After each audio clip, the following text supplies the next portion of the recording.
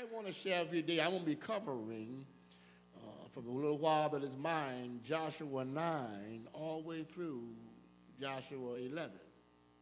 So you're going to read that in your spare time. That's why we only pull 2 verses to read.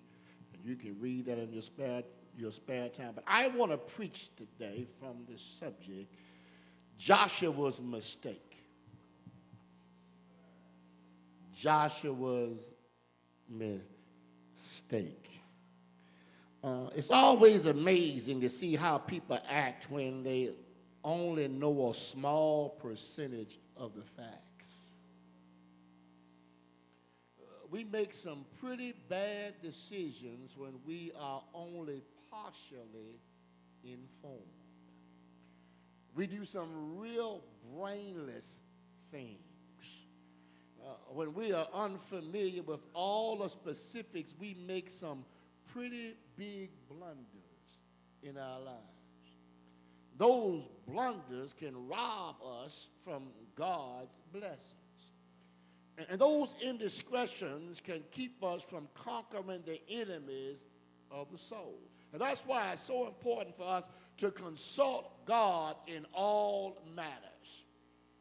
In all your ways, acknowledge him, and he will direct your pathway. The failure of Joshua was that he neglected to consult God, and it caused a perplexing problem.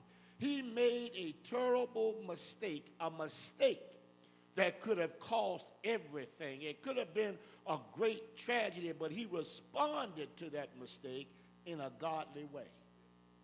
Now, how we respond to our sin and shortcoming will determine how much God will use us.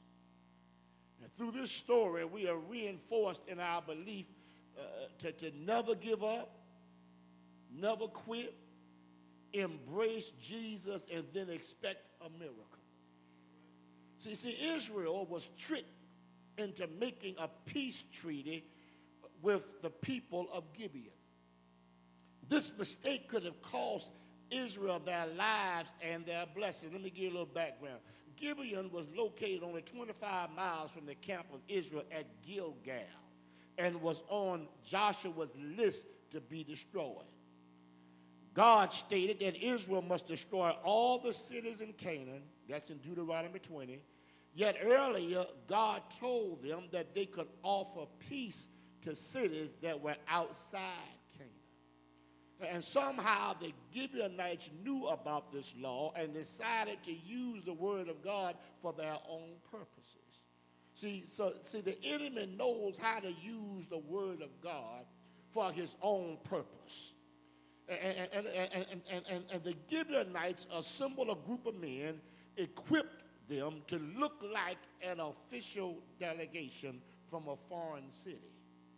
Their clothing, food, and equipment were all designed to give the impression that they had been on a long and difficult journey from a distant city.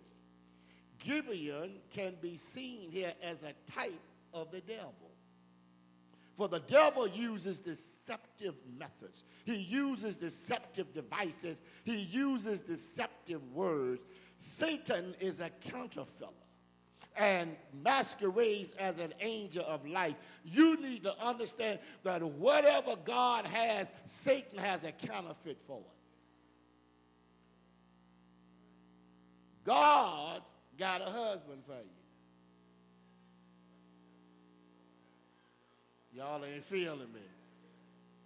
Satan got something. God's got a wife for you. Satan got. Whatever God has, Satan has a counterfeit for it. And you need to understand that if you don't know God, the counterfeit will look like and talk like and walk like the real thing. Oh, y'all ain't got it. Some of you sitting there right there when I said that, said, and a name popped up in your head. You said, yep, that's right, pass it right on it, because that one right there, I ran across it. See, and as a strategist, Joshua knew enough to talk to God before leading his troops into battle.